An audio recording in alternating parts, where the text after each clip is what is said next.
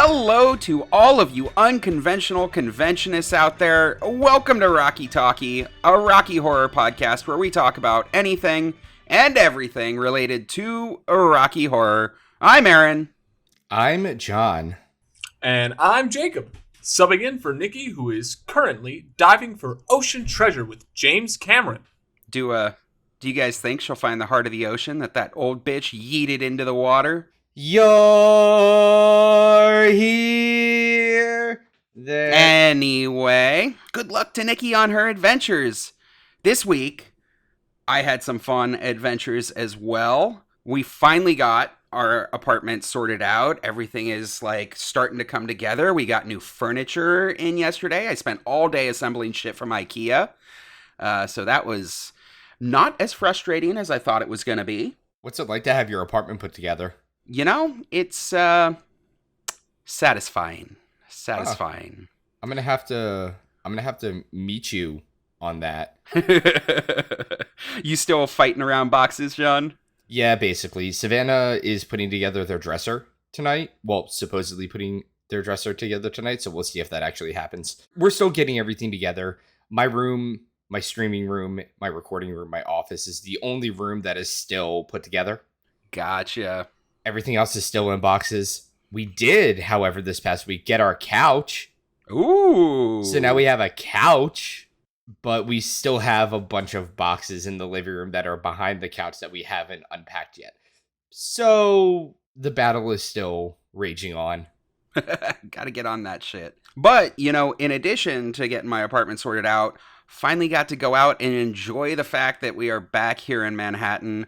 We got to go out the other night and we saw Adam hosting karaoke the other day. That was super fun. I haven't seen Adam in over a year, so I was super excited to get to see him again. Heard some awesome people singing a song, and it was great. Adam is our dear friend here on the podcast. He has performed with us at NYC RHPS before the pandemic. He is other stuff. I don't know a lot about Adam. Oh no, Jacob, keep going.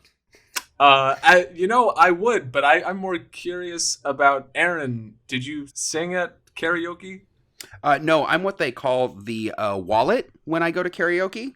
What's that? Well, I sit there and I enjoy listening to all of my talented friends sing while they're at karaoke, and then I buy them shots. It's like I'm the one singing, except I'm not. Anyway, what else is going on this week, guys? I had a great week also. Nobody asked Jacob. I had a great week also. I don't need y'all to ask me. I'm the fucking star of the show, baby. I had a great week. For the second time in my life, I listened to the podcast and I heard that last week, Aaron, you mentioned my birthday. Thank you so much. Happy birthday, Appreciate bitch. it. And I've started playing this game again called Hearts of Iron 4. If anyone knows how to play it, message the show. Tell me about it. It's so confusing. And with all of that, let's get started on our first segment. It's global news time.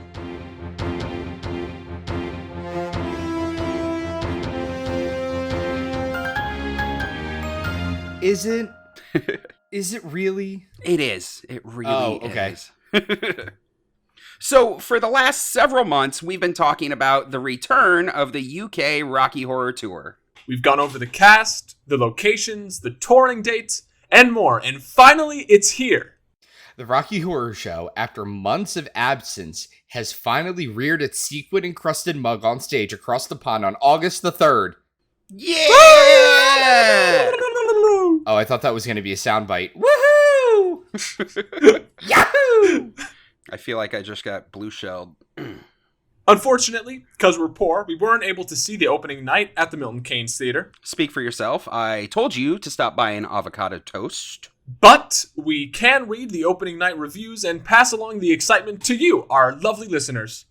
The newest addition to the cast, winner of Strictly Come Dancing's 14th season, Ori Aduba seemed a little too buff and popular for the asshole aesthetic of Brad Majors, but he absolutely delivered as the star geek. His chemistry with Janet Haley Flaherty feels authentic, and they played really well off of each other. Stephen Webb, as Frank, was an absolute powerhouse of vocal bravado and manly musculature that rivaled even Ore. And though he's been in 1,800 performances, more than perhaps the combined numbers of everyone present, Christian Levercombe gave a stellar performance. Spectacular in the finely honed nature of a part endlessly performed and rehearsed, while at the same time wildly different from performance to performance. And of course, he and Susie McAdams wonderfully complemented each other as Riff and Magenta. Toucher was flirty, Rocky was buff, and once in a while was tender. Everything as it should be. Something I thought that was really cool is that Philip Franks, the narrator, had a lot of real-time comebacks on hand for the audience participation. I know at NYC RHPS, we kind of discourage cast members from screaming AP with the audience, but in England, management gets it right. Aren't you part of management, John? I meant the other management, the one that we're recording with. Is it me? So, yes. Oh my god! Did Jacob just get promoted? What happened there? I think so. Thank you so much, Aaron. Wow. Anyway, the stage show does have a unique atmosphere. It's a lot more common for the performers to, throw it back at the audience at the stage show. It really paves the way for vibrant interactions between the audience and the cast. You even have seen some of this kind of stuff in other raunchy stage shows like Hedwig. So it's super cool to think of the real-time comebacks that the narrator got to spew at the audience. Apparently, a lot of it was about Matt Hancock, a British politician. He got a lot of shit. That makes me wonder, what are some of the coolest audience interactions you guys have had? Any fun, spur-of-the-moment AP lines you guys have had? Either something that really fit well with a current event or something of a back and forth between you and an audience member? I mean, I feel like a lot of times when I talk about fun AP back and forths with audience members, I feel like the only one that ever really comes to my mind is Mr. Big Cock, which I think I've told on this stream at least 30 times. It's a good story, though. It's a good story. It really is. So for those of you who may have just tuned in, last week, there was a time about 2 years ago where I had this one audience member who just, every time I came on stage, would talk about how big my cock was. I was playing Brad Majors, the most milquetoast character in the entire show. If there's a ranking of Rocky Horror characters from biggest dick to smallest dick, Brad gets beat out by even the AFAB characters.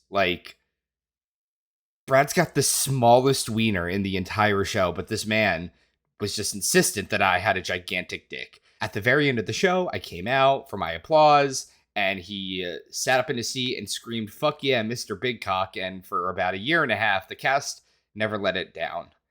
So that's my favorite. If you're listening to this and you were the one who called me Mr. Big Cock, I just want to thank you. It was Jacob the whole time. I was going to say, are you sure it wasn't just Savannah? It was not. Savannah was on stage, unfortunately, or else I probably would have just blamed it on her. I think my favorite kind of back and forth audience interaction I have, and this is something that I do as Riff, is I play frustrated, mopey, mumbling Riff, disgruntled henchman kind of character.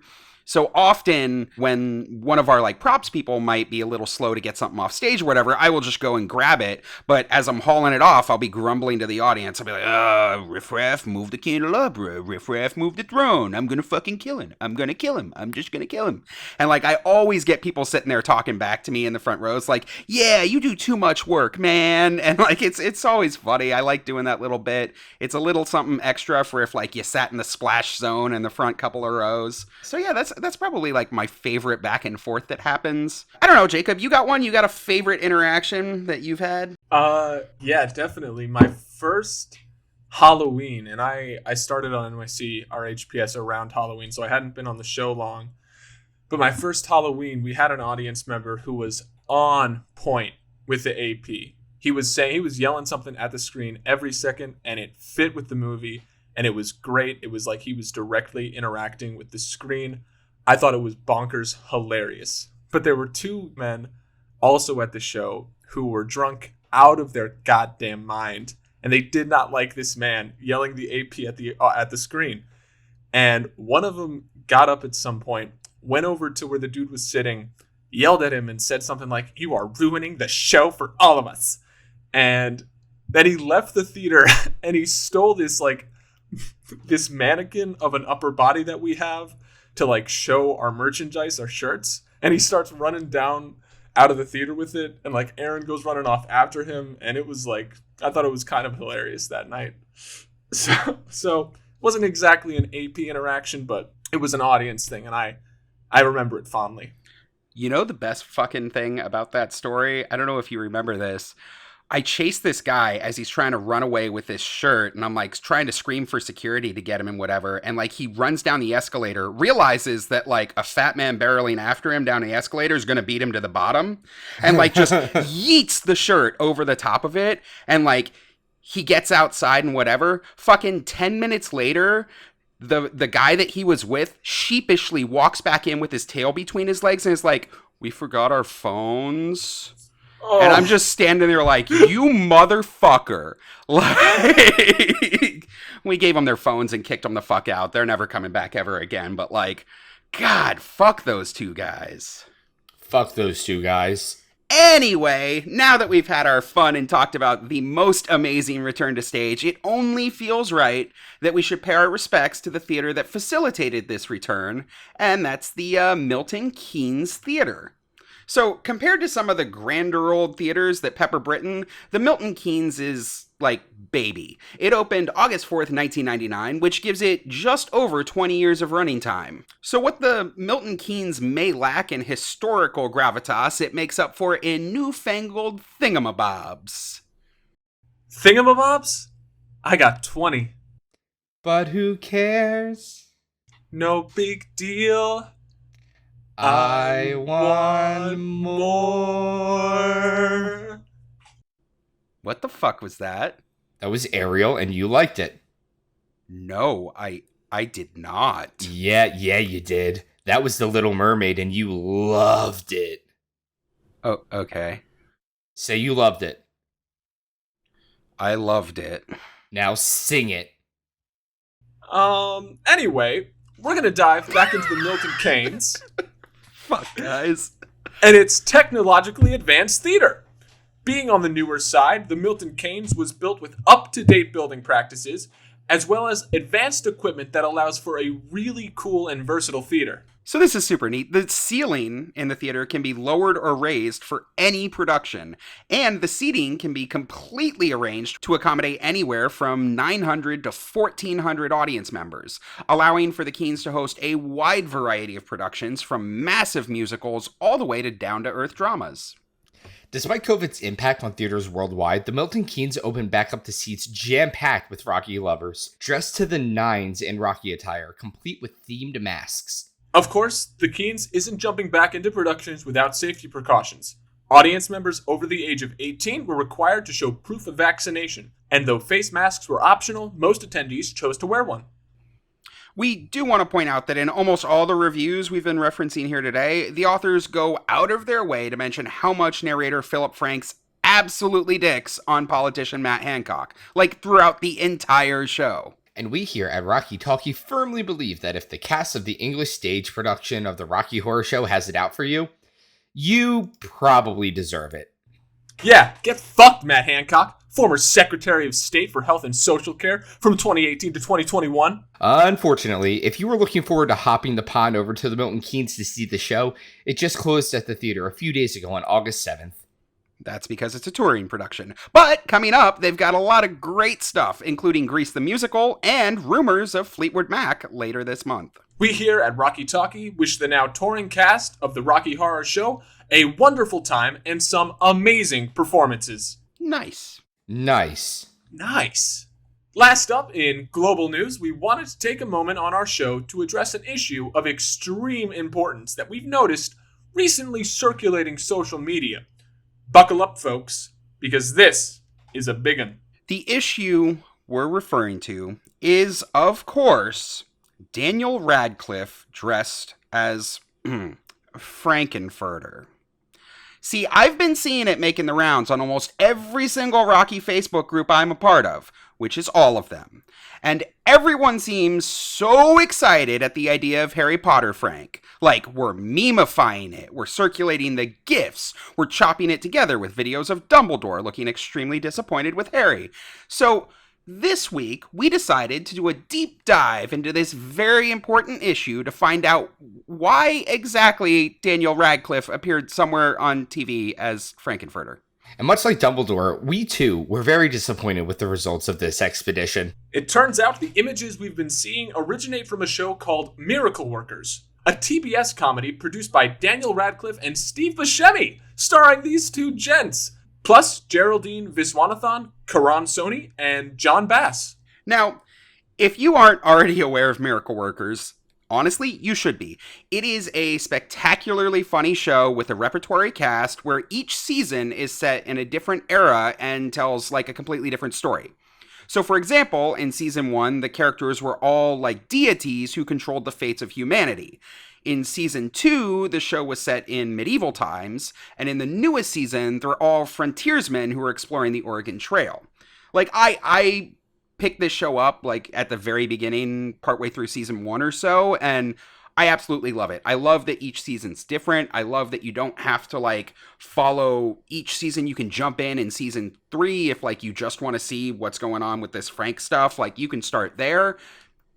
Daniel Radcliffe is so fucking funny. The supporting cast is absolutely hilarious. I love this show. Of course, we're not going to give away any spoilers for the show, especially because Daniel Radcliffe Frank memes we've been seeing come from episode 4. That's the most recent episode of the newest season, so if you haven't had a chance to watch it, we don't want to ruin it for you.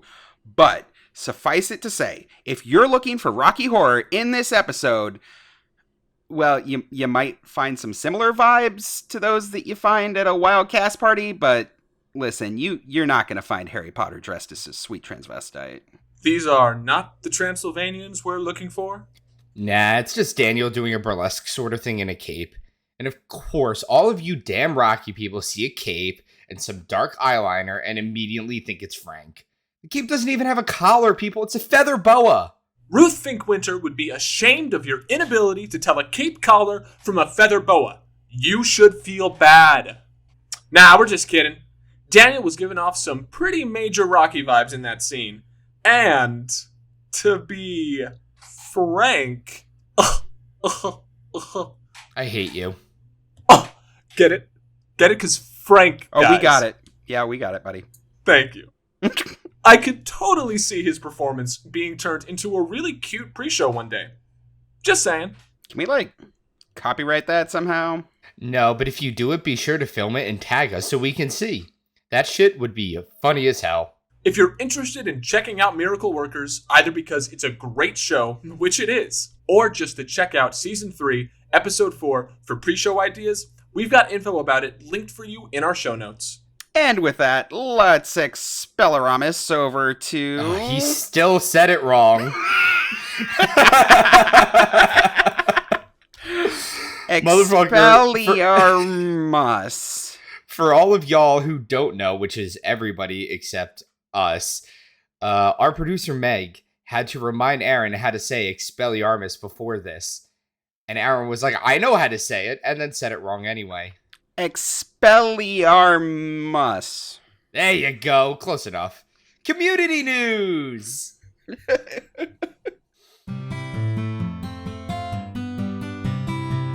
And another spectacular grassroots Rocky Horror stage show production looking for a little public funding to make their show a reality.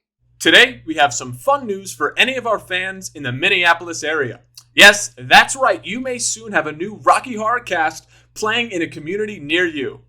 Justin Matthew Dial Nelson, it's a hell of a name, is an actor and theater artist working out of Minneapolis, Minnesota, and he's recently made a Kickstarter to help bring a production of the Rocky Horror Show to his local stage. Justin hopes to perform the last 2 weekends in October with a special midnight show and a show on Halloween night. He's looking for a total of $7,500 to pay for the rights, the space, and, all the costs associated with building out a community theater production. Directing the show will be Brandon R. Cavanis, who aims for a freaky, ball-to-the-wall production of Rocky. In regard to his directing technique, Brandon has stated, if anyone leaves not feeling at least a little uncomfortable, then I haven't done this right. So far, they've raised $426 of their goal, with 9 backers and 23 days to go until their funding deadline on August 31st. If you want to make a charitable donation to their cause, they're under the Rocky Horror Show on Kickstarter, and for a $100 donation, you get 2 free tickets to the show. We wish them the absolute best in not just dreaming it, but being it. Good luck, Justin. Guys, with all this stage show talk, have any of you been finding yourselves thinking, man, this stage show sounds so cool. I wish I could perform in a version of that shit. I know I have. Guys, I can't even find the nerve to sing at karaoke night, let alone on stage. Well, if you're ballsier than Aaron and happen to live in the Hawaii area... And for the record, the closest U.S. state to Hawaii is Alaska. So the Hawaii area is Hawaii, followed by Alaska. Well, if you live in that area and you've ever wanted a chance to perform in the stage show, we've got some great news. The HILO community players have just announced that auditions for Richard O'Brien's The Rocky Horror Show will be held on August 10th at 6 p.m. and on August 14th at 2 p.m. for a performance that will run from October 22nd through to the 31st. The HILO community players are, of course, located on Hawaii's Big Island. They were founded in 1938 to educate, enrich, and inspire the Big Island community through quality theatrical productions, workshops, and activities for children, teens, and adults. This theater company actually seems really cool. It's a shame they're so far away because of their 2021-2022 season lineup looks like an excellent time. This company seems to be really big into Shakespeare. They have a Shakespeare in the Park program along with the special Shakes Kids program that was started back in 2014. Right now, they're working on productions of Romeo and Juliet, plus a show called The Seussification of Romeo and Juliet, which looks to be a drive-in production of the play performed by middle school age performers. Like, come on, what a great way to get kids interested in Shakespeare. Seriously. So before I was at the job in which I am at now, I was a graduate assistant for student activities at a college in the Bronx. And one of my responsibilities there was actually to direct the theater group. And there was this one year where we did a production of A Midsummer Night's Dream, obviously by Shakespeare, but they had me direct it, which is a horrible choice because I hate Shakespeare. I hate everything that this man has written. It is full of just pretentious jargon. I'm going to be canceled so hard by saying that, but I don't give a single fuck. I hate Shakespeare. You heard it here first, folks. So I was like, y'all really want me to direct this? And they were like, yes. So we completely memified it. It became the biggest joke ever. There are stage directions in A Midsummer Night's Dream where it says that, like, the fairies enter with a train behind them, which basically just means that a bunch of fairies follow the main fairy in. No. I had them pull a little block of trains in, and nobody got that joke except for us. Oh my God. God. Fantastic. You know, there's a real market here, right? Like, you've seen Drunk Shakespeare or, like, you know, the play where everything goes wrong, right? So I think you hit something there, right? I absolutely did. I had the guy who played Oberon talk like Owen Wilson the entire time. No reason at all. He just said wow a lot. Wow. And just talked like Owen Wilson the whole time. I had the very, very end. So at the very, very end of Act 1, well, not Act 1, but like where the intermission traditionally is for Midsummer Night's Dream, if there is an intermission, is right when all of them get drugged and fall asleep. So I had every single one of them pass out on stage and stay there during the 15-minute intermission. Awkward. It was fantastic. Like, people would like go up to them and like poke them to be like, are you okay? And they had to remain there completely still, asleep on the floor throughout the entire intermission. I had a bunch of like dumb sound effects and stupid sound cues throughout the show. It was a garbage fire, and if Shakespeare saw it, he would probably have sued me. Well, I think that they all learned their lesson about asking you to direct Shakespeare. They did. Well, if you'd like to see a slightly, or actually probably a lot better production, check out this stuff that the HILO Theater's putting on. I mean, they must be pretty cool, right? Their next show coming up is Rocky. Oh man, we should send them the Shakespeare Rocky script. It'd blow their minds. Seussify that, bitches. Well, if anyone in Hawaii or the surrounding areas, Alaska, whatever, is interested in auditioning for the non-Shakespeare version of the stage show, here's what you should know. 1. You've already missed the August 10th session. Sorry. But don't worry, you can still catch the August 16th slot at 2 p.m. Auditioners should be at least 18 years of age and come prepared to sing a song in any appropriate style to the show, dress for movement, and be ready to read some scenes.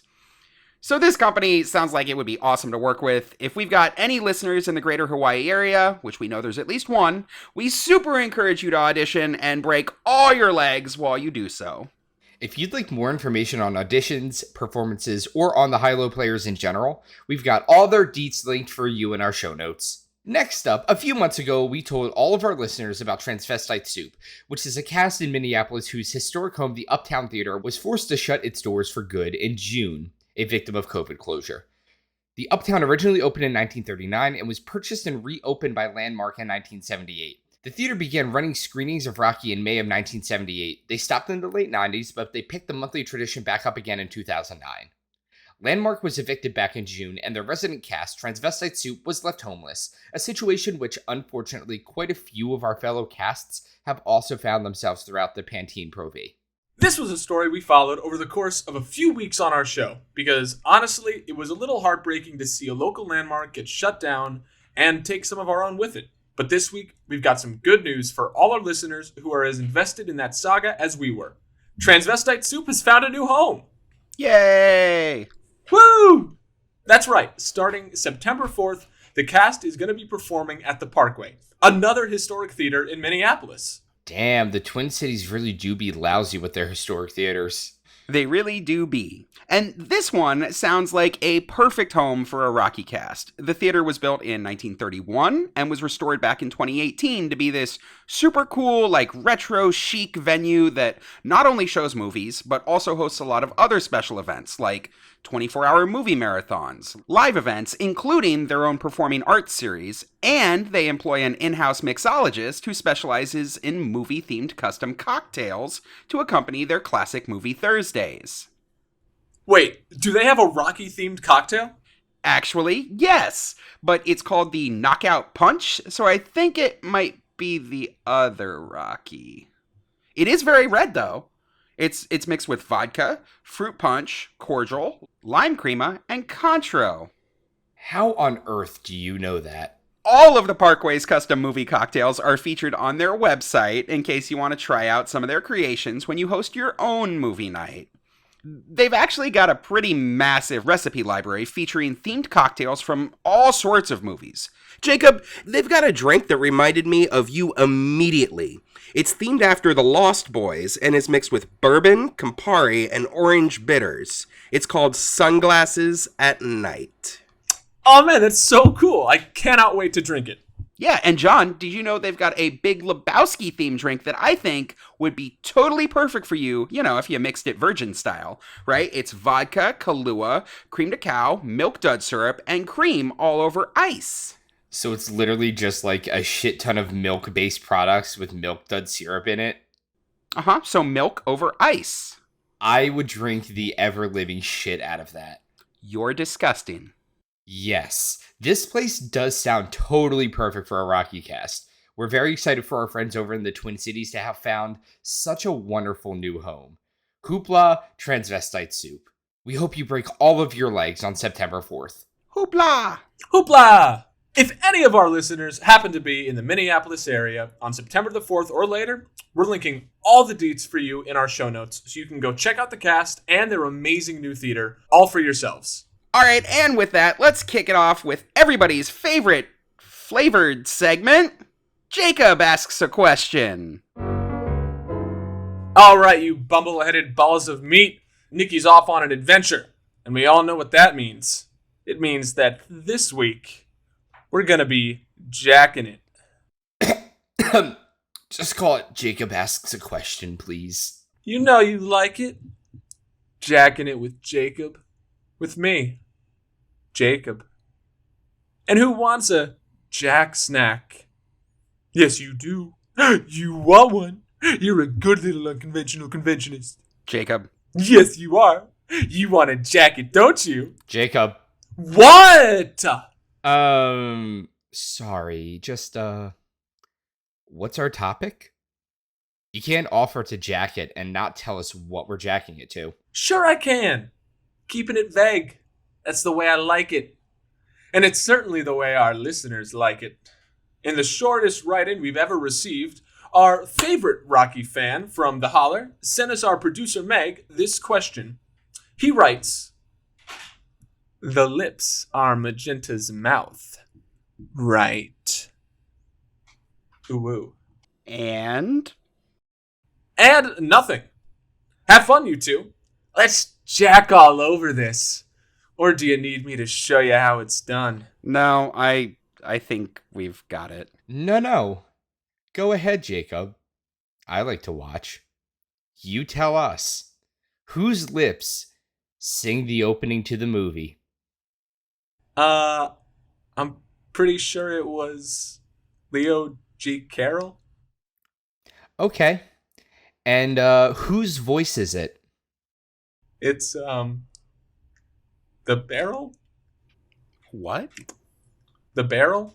I said Leo G. Carroll, and then the voice was the Barrel, because, like... Oh, I get it. That was really bad. Oh! I thought it was nice. No, the lips are Patricia Quinn's, and the voice is Richard O'Brien's. Let's see if you can go 0 for 3. Whose lips appear in the trailer for the movie? Go fuck yourself. Wait, are they not Pat's lips in the trailer? No, the trailer was done by Rhea Ruggiero. She's an actor whose credits include commercials, theater, TV, and film, including the iconic Rocky Horror Picture Show trailer. So, in an early version of the trailer, Rhea's glossy and sultry lips announced that 20th Century Fox had never before unleashed anything like the Rocky Horror Picture Show. But when the Fox executives saw it, they literally shit their straight-laced pants and demanded that the marketing people immediately remove those lewd and lascivious lips mouthing the words 20th Century Fox. A replacement trailer where Rhea says, "You've seen all kinds of movies, but you've never seen anything like the Rocky Horror Picture Show." That one was finally approved by the studio. As recently as 2019, Rhea has made appearances at Rocky Horror shows, signing autographs and answering questions all about being the lips from the trailer. Oh, yeah? Well, what about on the poster then, smartass? The poster is model Lorelei Shark. Reportedly, she received the then standard rate of $60 an hour for the 2-hour modeling it took to get the shots for the famous poster that we all know. Ha! Lorelei Shark. The tagline on those posters is a different set of jaws. Get it? Shark. Jaws. Baby shark do do do do do do. Baby shark do do do do do do. Fuck yeah. Baby shark do do do do do do. Stop. Both of you, fucking stop. You're the one who wrote it. Okay. So this is actually historically the number one fan question. Whose lips are those? In the earliest issues of the Transylvanian, Sal Piro mentions that it is the most asked question received by the fan club. People sent letters inquiring for the answer so frequently that he included it in multiple issues and fan club updates for a literal decade. It's one of the earliest questions that appears on the Rocky Horror FAQ, and it shows up on all of the trivia lists. But also, and I hate to be the one to point this out, we have the internet now. Why did this even need to be asked? Let alone have us answer it? Hold on. Alexa, whose lips are on Rocky Horror? Here's something I found on the web. According to RockyHorrorWiki.com, the lips at the beginning of the Rocky Horror Picture Show are that of Patricia Quinn's. There you go, friend from the holler. Glad we could Google that for you. And that's our show. Make sure to rate, review, and subscribe. No. We aren't done jacking it that quickly. I can fix this. Give me a second. Beep, bloop, blorp, bleep, babada boop, backspace, typing. We're waiting. TikTok, Jacob. Wait, Jacob's on TikTok? Wait, did Barry start up a new account? Shut up. Okay, I've got it. So obviously we all know that the famous lips in the movie are Patricia Quinn's. and that Richard sang science fiction double feature. And we all know that Rhea Ruggiero did the trailer and that the poster was Lorelei Shark. But in the original stage show, there are no lips. Science fiction double feature is sung by the usherette. It's the whole reason that Patricia Quinn wanted to perform Magenta, because she heard science fiction and wanted to sing that song. She didn't care that Magenta only had a handful of lines. So how do we get from there to here? Explain that then. What's Trixie's story? Ooh, spicy. All right. Yeah, I'm here for it. So this is actually a really interesting story about the evolution of the usherette. Not really about the use of the lips in the film. The story of the inspiration for the lips is pretty well known around the community.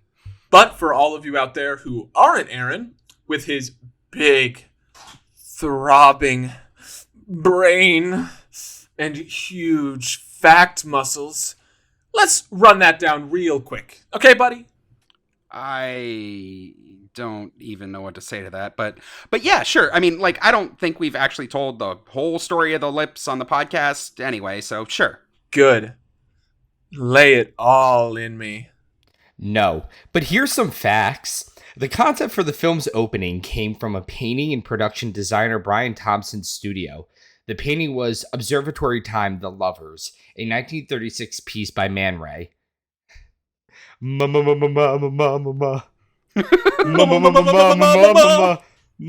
Ray! It's more commonly known as simply The Lips. It's often referred to as a quintessential surrealist painting. In it, Man Ray depicts a pair of giant disembodied lips floating over a landscape featuring the Paris Observatory.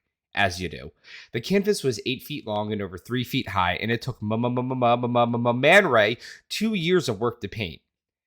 But since it's real hard to show you a painting on a podcast, here, Man Ray described his own work far better than we can.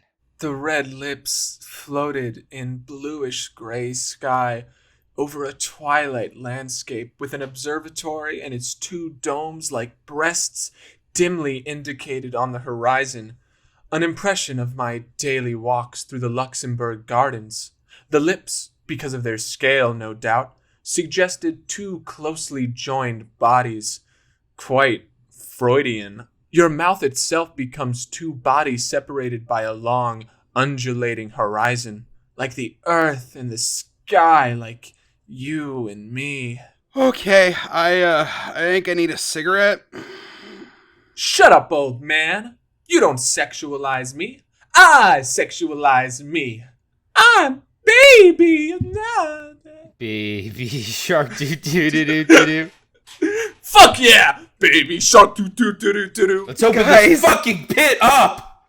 Guys, please. Anyway, I think we can all see why I think we can all see why Man Ray's painting was a pretty good inspiration for the opening to Rocky. But, point of order, guys. The lips weren't the original proposal for the opening of the movie, right? As you can see in an early shooting script, the initial rendition opened the movie with a montage of scratchy black and white film clips from the science fiction films named in the show's opening number. This early script draft has very specific callouts for which shots from each movie were to be used. There's a couple of really good fan recreations of what this would have looked like. They're up on YouTube. You should definitely check them out if you haven't seen it before. We'll have my personal favorite linked in the show notes. Jim Sharman himself credited a few other sources as inspiration for the idea, the opening titles of Alfred Hitchcock's Vertigo being one, but most notably, Not I, a 1972 production at the Royal Court Theater written by playwright Samuel Beckett.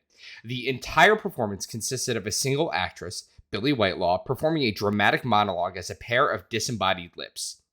Whitelaw's entire body was covered in black, and her head was clamped between 2 pieces of sponge rubber so that her mouth would remain fixed in the single spotlight. A photograph that exists of this performance bears an extreme resemblance to the opening of the film. Which, if you remember the awesome script that I wrote during our penis makeup malfunction episode, it's also pretty reminiscent of how the opening of the film was created. I mean, on a technical level. My only takeaway from that episode was not to put glitter into my penis. which I think we can all agree is a good lesson. And one I have yet to learn. If you don't remember, Peter Rob King, the lead makeup artist on the film, and his team tried all kinds of things to black out Pat Quinn's face for the lips. They even tried resorting to various inks to try to color her skin, but it was impossible to hide all the pores for the camera.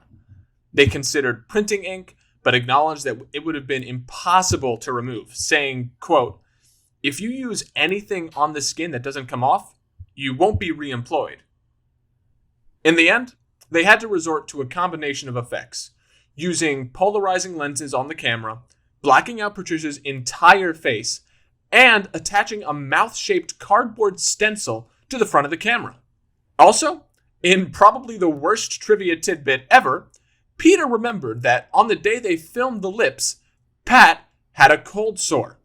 They disguised it very well, but he said it was probably the worst day possible to do that scene. Which, by the way, guys, are we just going to ignore that the opening to our favorite movie is literally blackface? Yes, we are.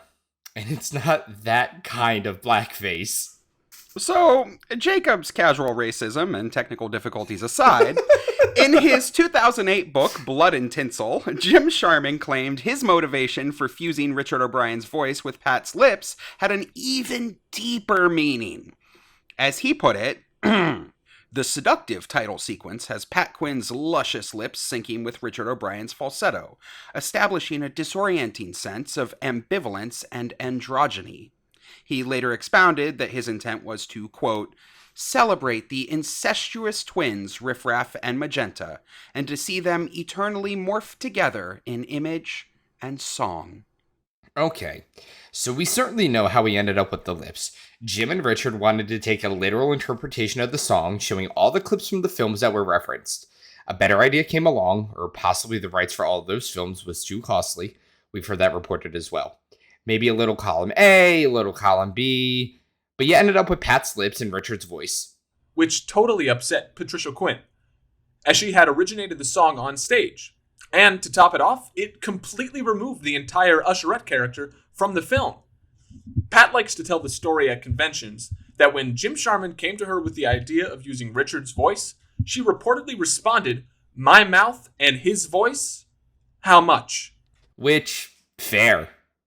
Seriously. It wasn't until the 2015 remake that we would actually get a real cinema usherette singing science fiction double feature on film, when Ivy LaVaughn opened the movie. Which we can all agree is the far superior version of the movie.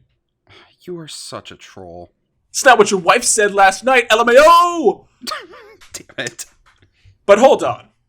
In the original stage show, it's the usherette. In the movie, it's the lips. So where the fuck does Trixie come from? This keeps me up at night, guys. I don't know about you. So, this is actually pretty fascinating, and what I was alluding to earlier. In the original London production, Patricia both opens and closes the show as the usherette. She sat on stage as the audience filtered in, draped in gauze, waiting for the performance to begin. The character, as conceived in this original form, is dreamily innocent. She is poignantly mourning the forgotten celluloid treasures of a less complicated time. This opening to the show was also attributed to designer Brian Thompson, much like Man Ray's lips painting was years later. When Thompson signed on to design Rocky, he faced a huge problem trying to stage a show that wanted a cinematic kind of theatricality, but couldn't afford it on his minimal $600 set design budget. In a 1979 interview, Thompson recalled his lightning bolt strike of inspiration. Suddenly, I remembered an image I had stored away. A few months before, I had gone to the cinema and seen an usherette selling ice cream on the side of the stage with a spotlight shining on her. I thought it was one of the most theatrical things I'd ever seen. Thompson pitched the idea that science fiction double feature should be sung by a cinema usherette dressed in a suitably plain uniform and carrying an old-fashioned refreshments tray. The set could then be dressed as a dilapidated old picture palace, long abandoned and scheduled for demolition. Which many of our listeners might recall is the origin of the theory that the usherette might possibly be the cinema's resident ghost. And the entire story of Rocky is her character lamenting the forgotten movies of a simpler time.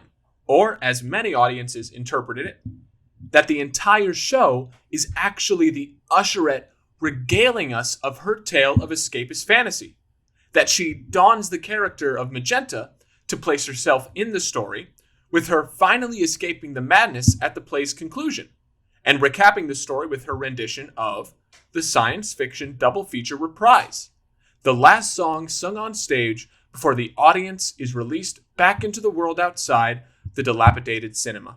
Soup Lane, on her equally meager budget, dressed the usherette in her iconic short button-through uniform. Relatively modest, but cut in a way to offer the occasional involuntary flash of the top of Pat's stockings. Pinned to her lapel was a large button badge of Elvis Presley, a tribute to one of Richard O'Brien's rock and roll heroes, and she wore a hat embroidered with the words Sloan Cinemas. According to the original program, Bill Lewington supplied the usherette's Lion's Made ice cream tray. Because the prop featured a prominent Strawberry Time logo, many fans took to referring to the usherette as Miss Strawberry Time. Is that where that comes from? I know the New York cast used to have one of those old beat-up Trixie boxes in our prop closet. It had Strawberry Time in big letters on the front of it. I've seen that box. A lot of Trixies make them. Tons of people posting photos of their costumes for going to the stage show include the iconic pink dress, complete with the box. But also, what the fuck? That's also not Trixie. Guys, you're really leaving me unsatisfied here. I thought we were jacking it. Where the fuck does the name Trixie come from? So, this is what I think is fascinating. The usherette, as a character, was clearly very inspirational, both as a framing device for the show and to set the tone. But it was also the character that I think has been most adjusted over time and that various directors have taken the most liberties in altering. After the original London run of the show, the play, along with Tim Curry, traveled to Hollywood and opened at the Roxy Theater in California. And there, the usherette was now played by Jamie Donnelly. You might best remember her as the actress who played Jan in the 1978 movie version of Grease, having previously played the role on Broadway. The American version of Rocky was given an extravagant Hollywood makeover to appeal to its US audience. In addition to a number of musical changes, the character of the usherette was played much more upbeat, with a flashy flamboyance that ran contrary to the starry-eyed, dreamy nostalgia that saturated Patricia Quinn's interpretation. You can see pictures of the Roxy cast online. Jamie Donnelly's look was also a big departure from Pat's. Her interpretation had glitzy, extravagant makeup, big, wild hair, and a hand microphone themed to look like a large ice cream cone. Donnelly has said that she originally based Trixie's look on a waitress that she used to see at Tiny Nailers, a popular drive-in restaurant on Sunset Boulevard in Hollywood, California, even down to the pink uniform and hairdo. And to complete the look, emblazoned across the front of her vending box and leaving little doubt that this usherette was far more ostentatious than the London version, was the phrase, "Hi, I'm Trixie." Finally! So Trixie is the gaudy American version of the usherette. How fucking fitting. Americans ruin everything. But what's even weirder, she didn't stay Trixie for very long. After the show opened in 1974 at the Roxy Theater, it attempted to make the leap to Broadway. It opened at the Belasco Theater, which was renovated and themed as a cabaret nightclub. Trixie was again rebranded, this time as the Belasco Popcorn Girl. It's hardly surprising that the 1975 Broadway debut was widely panned by critics. And I suppose it's probably why everyone remembers Trixie from the 1974 LA version instead. That, and it was just better. And the album that everyone owned. Trixie, as a character, would change and evolve over the years. Directors have tried a lot of different ways of opening the show. Some even placed Trixie offstage entirely. Others have completely reimagined the character as a custodian. The 2001 Broadway version had both Magenta and Columbia singing a duet in bellhop uniforms. One particularly heinous production even put an actor on stage in a giant lips costume, completely misunderstanding that the stage show and the movie are not the same thing. And with all the experimentation, the usherette is often a big source of contention for fans and performers alike. Peter Blake, a longtime Frank who began performing the role in 75 during the original London run, lamented in a 92 interview that he despised the evolution from a grubby little rock show to a mainstream musical extravaganza. He said, quote, "There's all sorts of shit in the show now. Attitudes have changed. It was never a fucking musical. The time warp is all choreographed now. We never had a fucking choreographer. It's very hard to get the young kids in the show to understand what it's really about. They all got it fifth hand through the film. I remember sitting there at the first preview ever with the ramp up in front and Pat Quinn doing the usherette with pubes hanging out the sides of her knickers, really dirty and tacky like it was supposed to be." Wait, hold on! I thought we just said that the usherette was wistful and glamorous. Oh, what the fuck was that? Fuck. Maybe it's for the best that the Shadowcasting community latched on to the glitzed up usherette, Trixie. What makes you so sure we didn't just take the name? I've seen some pretty raunchy Trixies. I mean, this one time... And that's our show.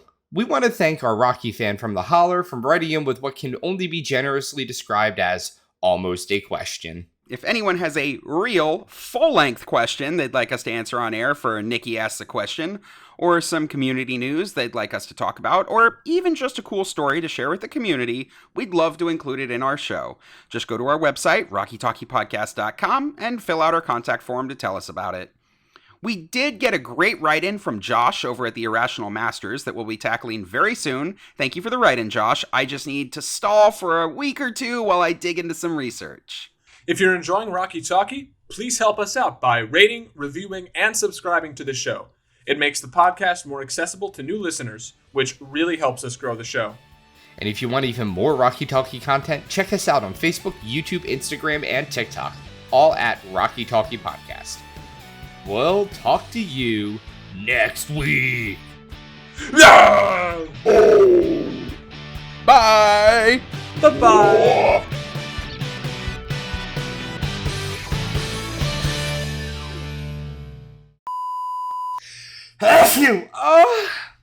Gesundheit. Did you know that the castle is a hotel? I had not heard that. It's a university. It's not a hotel. They go there to learn magic, John. Are we just going to completely not address the fact that Nikki thought Hawaii was south? Along with Alaska? No? Next up. Nikki thought Alaska was south? You remember this conversation? You don't remember this conversation? Nikki was like, they're always on the map south of the United States, so I assumed that Alaska and Hawaii were like down there south next to each other. Oh, man. Yeah. I hate that. That's like if anyone watches King of the Hill, that's some Luann shit right there. Listen, Bobby, I think that's where, it's where they want to live. That's where they are on the map. Rest in That's peace, my Luann. Brittany Murphy. That's good. I like it. Oh, yeah, that is Brittany Murphy. Mm-hmm. What's the Pantene Pro V? The pandemic. Ah, okay. Yes. They really do be. And let's say... Did somebody say doobie? It's mixed with vodka, fruit punch, cordial, lime crema, and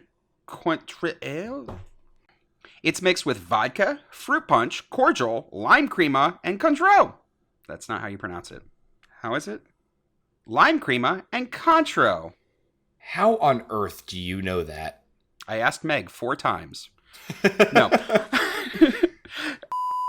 What makes you so sure we didn't just take the name? I've seen some pretty raunchy Trixies. I mean, this one time... The Trixie sucked my dick as part of her performance. Fuck, dude. I was just... Oh! Soda. Out my nose. Fuck you, man. Ow! Ow! Ow! Ow! Ow! Oh, alright. Well, I'm hitting stop after that. Oh.